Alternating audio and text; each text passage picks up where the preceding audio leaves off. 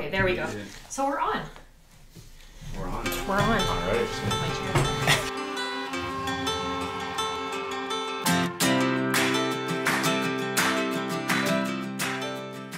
So I have with me Jordan Todd, who is a former West Kelowna Warrior, and that's where I met Jordan. I taught Jordan yoga. And we're here to talk about the impact of a lack of vulnerability, particularly in sports, but in general with men. Yeah, you know, like Pam said there, we met a few years back through my hockey career, and then we met again when I was going through a pretty rough time in my life. One of the lower moments that I've been through, and finding vulnerability and realizing the lack of it in sport, especially that it's dominated by men. It's so difficult. It's something that's not talked about, and the benefits of it are so huge. Mm-hmm. So let's just talk about what vulnerability is and what it isn't. Yeah, it's tough. Like, even when I started digging into this, like, I looked up just the definition of it. Mm-hmm. And a lot of the synonyms to it are things like weakness and helplessness, and I feel like that's the connotation that goes with the term vulnerability. Mm-hmm. But it's so not what it is. Mm-hmm. To me, being vulnerable just means being like the truest, most honest version of yourself. Mm-hmm. And knowing that in any moment, whatever you're doing, it's enough. Mm-hmm. It's good enough in that moment. Not saying that you can't improve, you can't be better, but not doubting yourself and feeling like you're always inadequate. Right. Yeah, and I think that we all, as human beings, share feelings of inadequacy. It's part of the human mm-hmm. journey. But in being able to share that and see ourselves in others and others in ourselves, we feel less isolated. And that's one thing that vulnerability can provide us. Yeah. I like what you said about vulnerability having the connotation of weakness. No, it's being talked about a lot with women. Brene Brown's written all these books on like daring greatly yeah. and all on vulnerability. And every woman I know is talking about it. They're still not doing it very well, but they're talking about it. But most men that I know aren't really talking about it. But what I see in my yoga career, my facilitation career, and coaching career is a rise in feelings of isolation, anxiety, self-doubt, shutting down, all kinds of even like mental illness on the rise because, and I see it as a relationship to a lack of vulnerability. Mm-hmm. And I feel like in men in particular, it's because of this connotation of weakness. You guys are sort of wired to be the hunter-gatherers. I should be able to get my shit together and protect everyone. What led up to you finally making a decision to be vulnerable? What did it take for you to actually take that risk? Well, what it took was basically, like I said, there was a low point just a few months back now where I was not myself. Mm-hmm. There are things that I normally enjoy doing I didn't enjoy. The people who I loved and valued in relationships, I did not treat them the way they deserved to be treated. Mm-hmm. And it was coming to the realization that I don't even know who I am. I don't know what I value because I've spent my entire life trying to be this thing. Because I've grown up in the environment where to be an elite hockey player, to be this and that, you have to be the macho tough guy. Mm-hmm.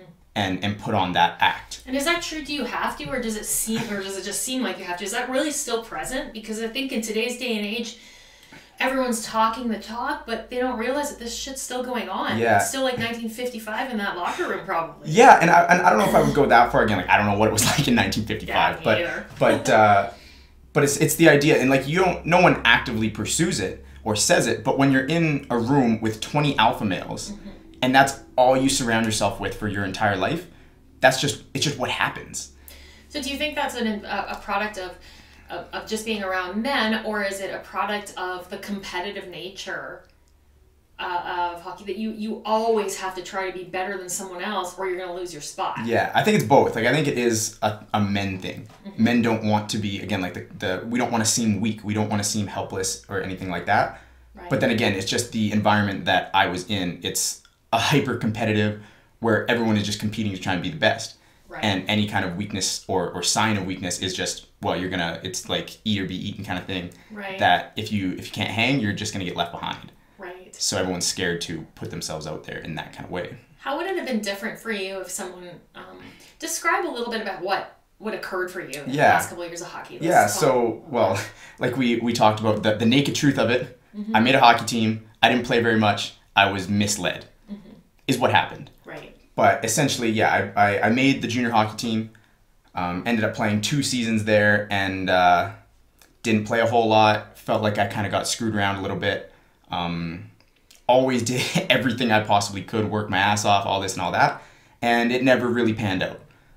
At one point, I ended up getting released from my team, and I had to play on another team and come back up. It was just a nightmare of a situation, like where I was basically on 2 teams, and I had never felt more alone in my life. So you felt like you didn't belong with the team you got sent down to, and you didn't belong with the team that you made. Yeah, it was just going back and forth, and it caused me extreme anxiety for completely like opposite reasons. Yeah. But there was no good in either of them. Right, and so would it be fair to say that you felt isolated? 100%. And like no one else felt like you felt?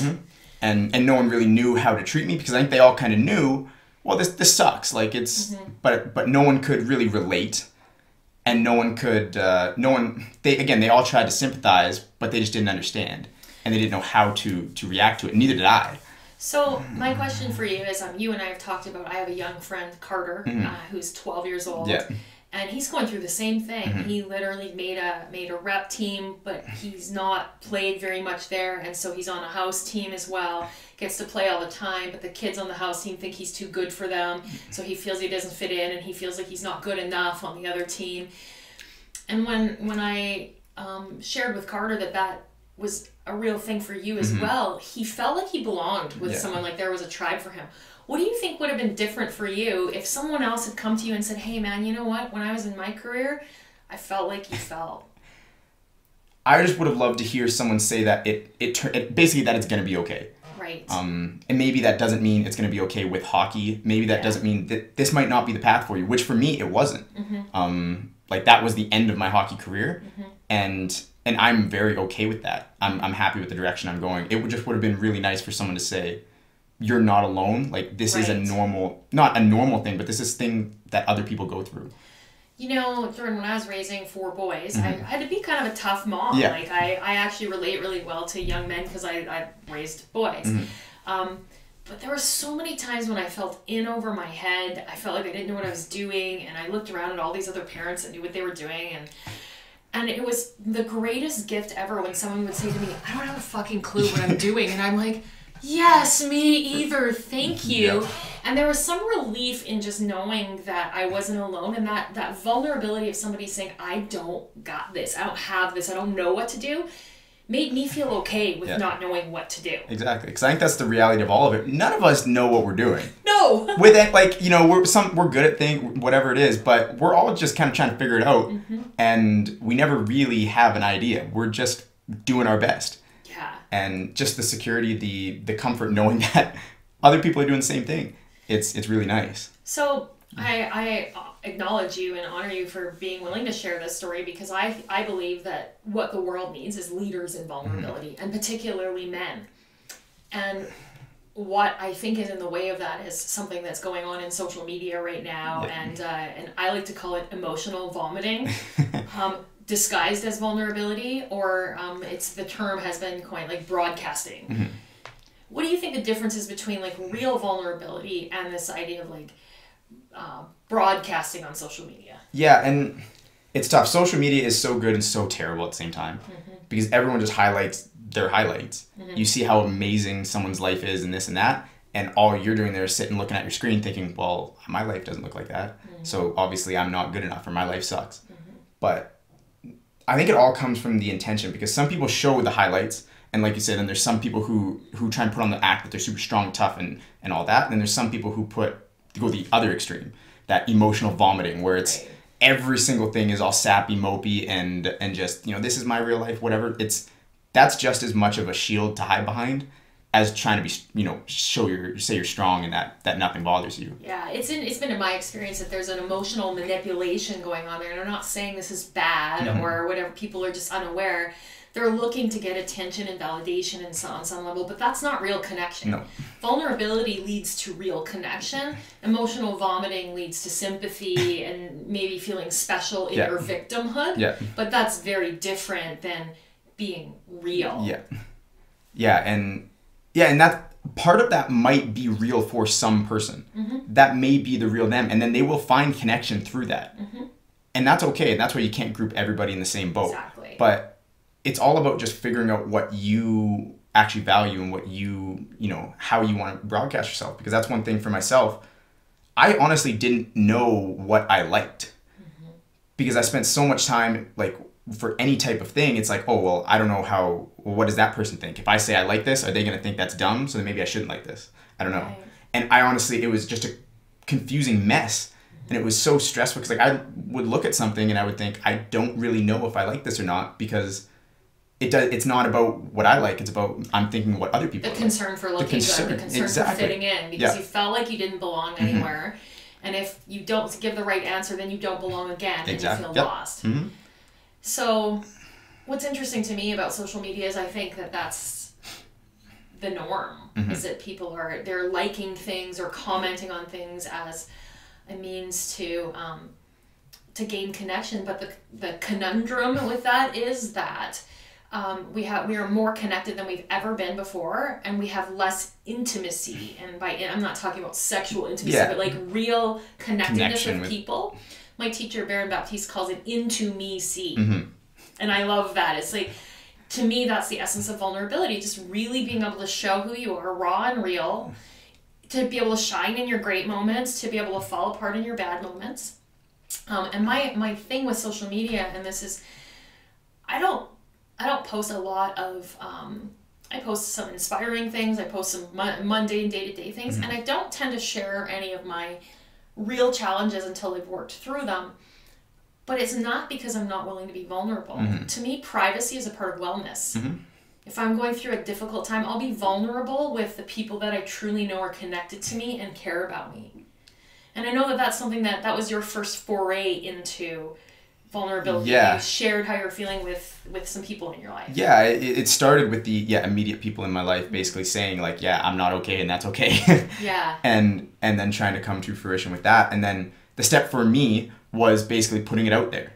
And again, like, being more active on social media and, you know, kind of sharing my story is something I've wanted to do for a long time.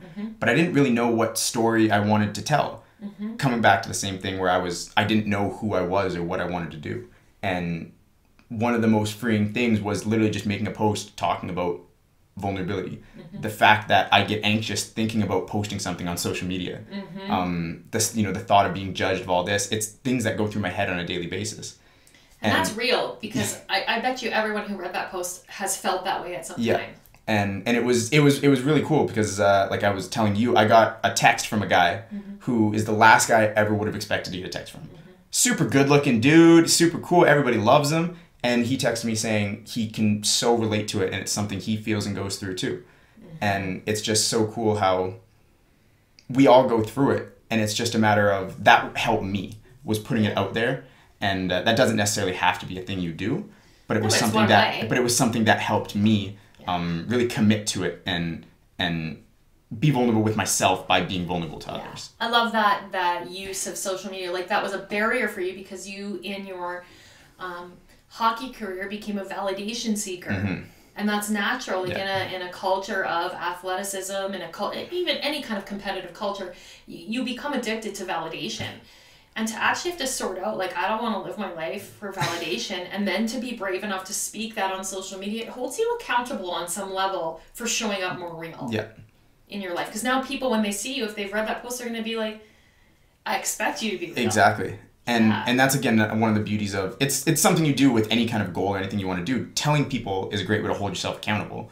So putting it out there to the entire world is a great way to hold you accountable to, this is how I want to live. This is who I am. And I'm going to stick to that. So that guy that contacted you, I feel like this is how this movement begins. Is you did that, and then that guy opens up, and I would hope that guy then has it in his awareness and, like, puts his hand on another guy's shoulder and says, hey man, I've been where you are. And that guy says, wow, that was really kind and generous, and, like, I feel like I'm seen, and leads other people to do the same. Do you feel like that's possible in the hockey world? I really do, because, like, it's something that I think just needs to have more light shed on it, because I honestly feel every single guy I've ever played hockey with has gone through this to some extent. Again, like with me, my hockey experience was not very pleasant for a while. So I maybe had it multiplied. It was a little bit stronger for me, but I think everyone goes through it to some extent. And all it takes is someone to get the kind of ball rolling. Because I feel like if this would have been presented to me from someone that I respect and look up to, or even just see as a peer, to say that, yeah, dude, like I'm going through, I feel like shit sometimes too. Yeah. It just makes you feel okay with not being okay, because that's just a part of life. As much as you want to be happy and you want to do good things, it's not all sunshine and rainbows. You know, it all comes back to this simple premise in the Zen philosophy. They say that all suffering is caused by the difference between the way it is and the way you wish it would be. And when we're seeking validation, we're always like chasing that carrot, and it creates anxiety. We're in the future's in anxiety all the time. And to get vulnerable, you have to sit with yourself and be real, like right in this moment, how am I feeling? And when we get present to how we feel, then healing can occur and new possibilities. Yeah. No, again, just presence is huge. And it's something I still struggle with big time, but not trying to focus on controlling how the future is going to play out. It's only controlling what you are doing in this moment. And then when you can be actually present like that, not only are you way more productive with the things you're trying to do, everything else around you just grows, and you can actually give the attention to the things you deserve. Right.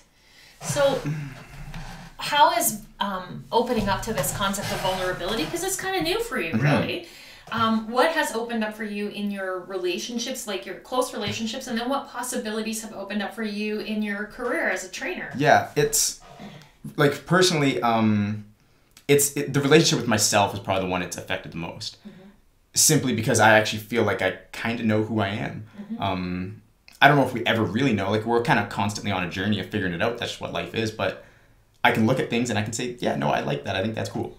Without the doubt of, well, do I care what other people think?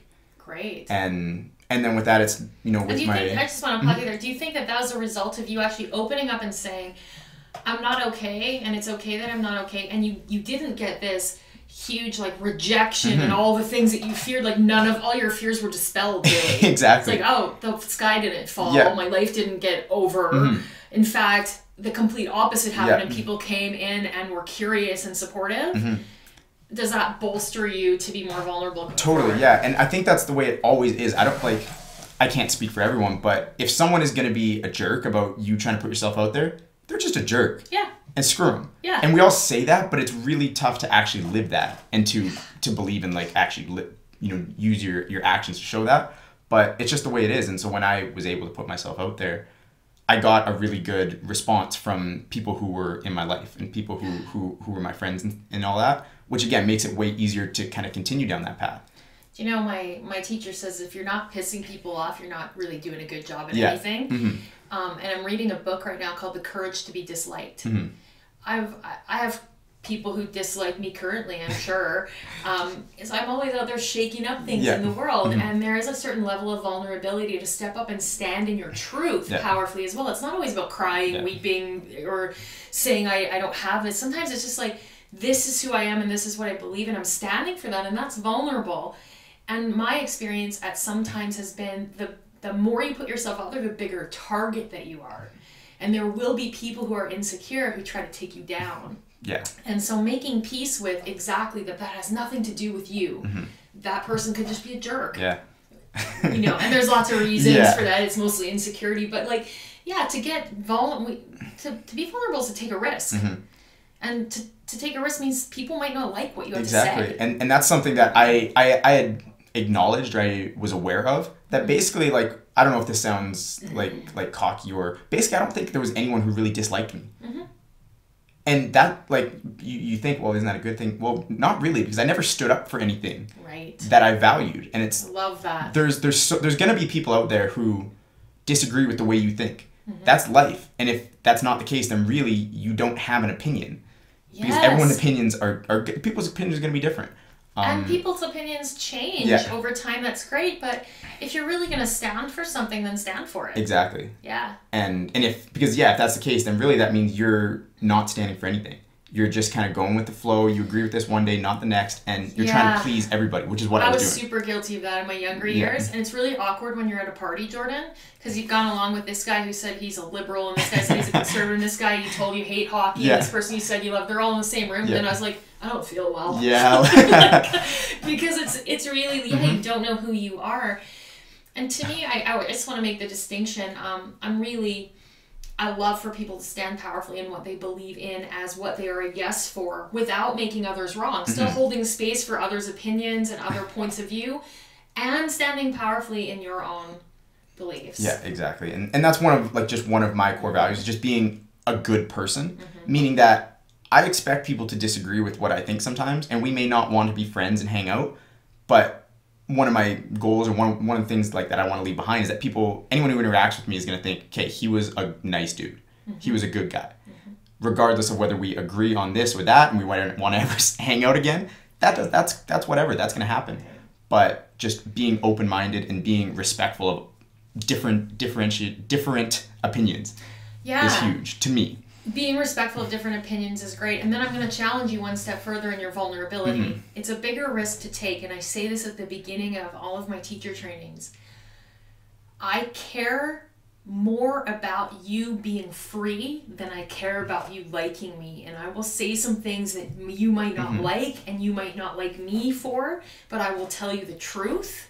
And I will stand for your greatness when you won't stand for it for yourself. That is not a comfortable position to be in. Sometimes I feel like I'm standing in the middle of a pack of wolves. But it's a platform that I stand on because it is for the greater good of other people. Yeah. And so we practice in yoga, it's called ahimsa, non-harming or kindness. But sometimes the greatest kindness is telling people the truth.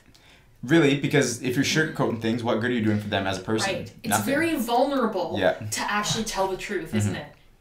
Yeah, and I think that's another way that people don't see vulnerability. They think it's always something soft, and sometimes doing the hard thing is the vulnerable thing. Absolutely. I mean, it would be easier for me to just stand in front of a room of people and be like, yeah, you know, I had this gentleman who just came across like he hated women. And what I could see was he was just afraid of them. He had his heart broken underneath that. But I had to stand in it with him in this fire and be like, almost feel like I was having arrows shot at me and just like, be there. I was very vulnerable to hold him to the fire until he could see how he was for himself.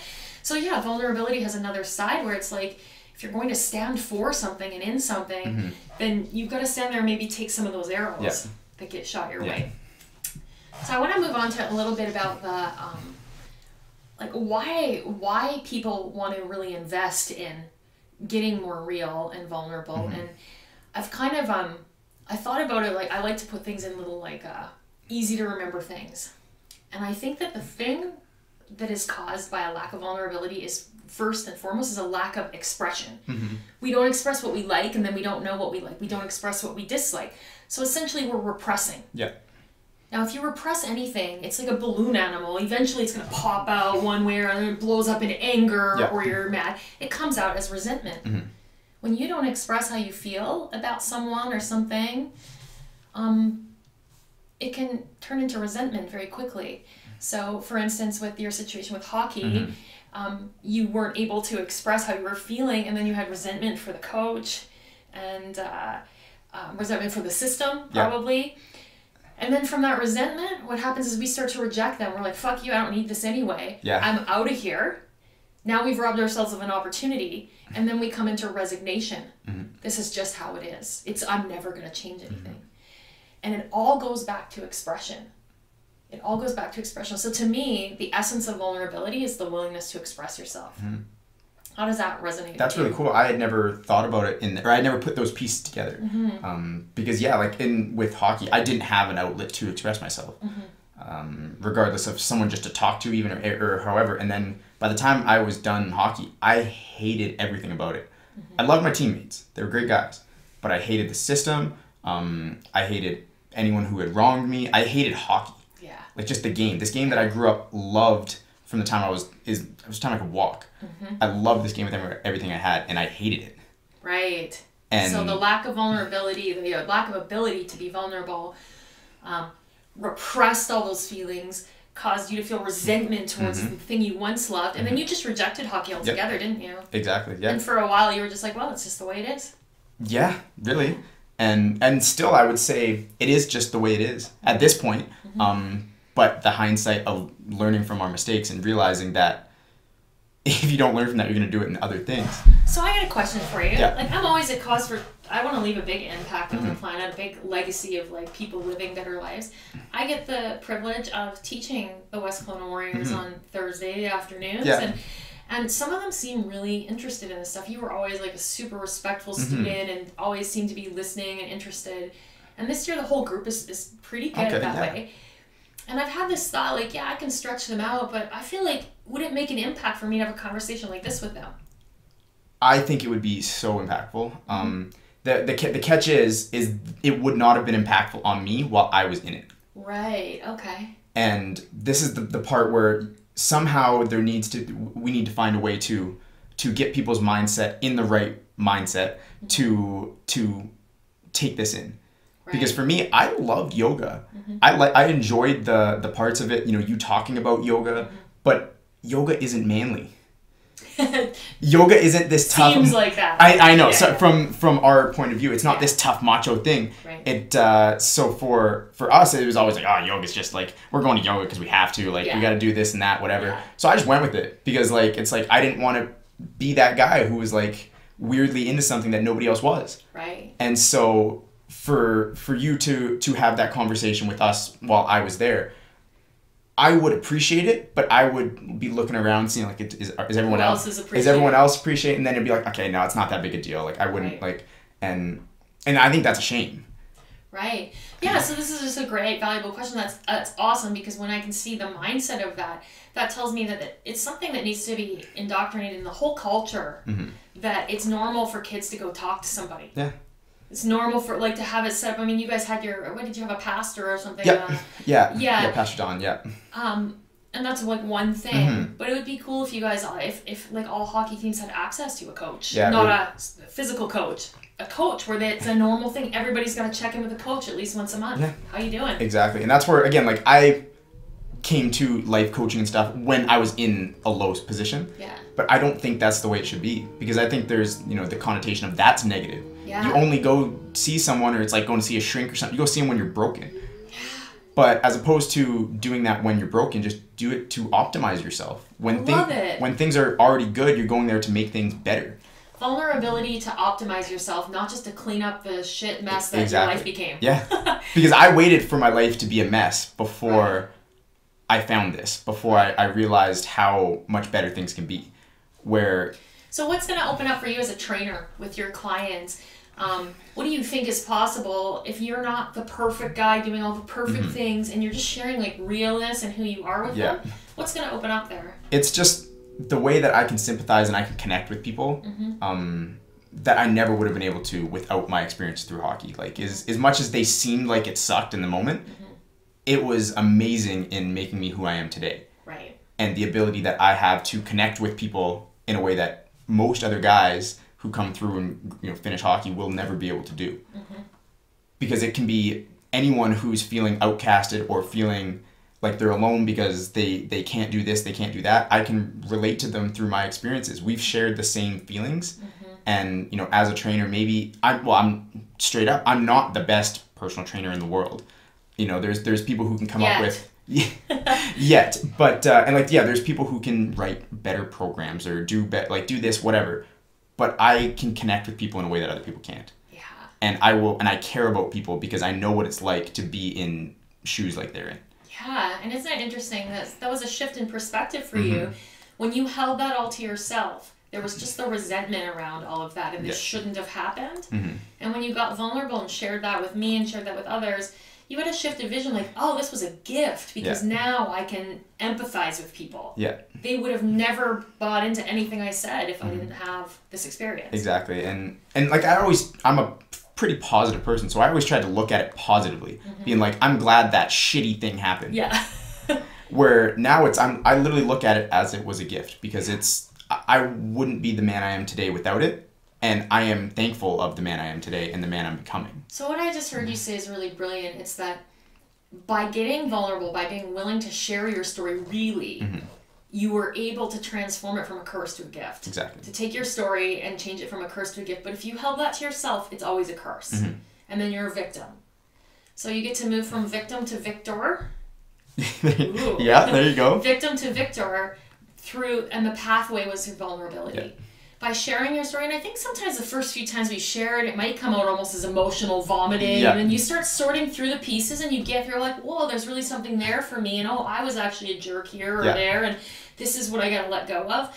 And then you can come up with a way to share that's like real. Yeah, exactly. It's again, it's almost like the naked truth type thing where you're just talking about what happened and you're changing the emotions surrounding it. Yeah. That this is a thing that happened, like that's the reality. But how you feel about it is up to you. Yeah.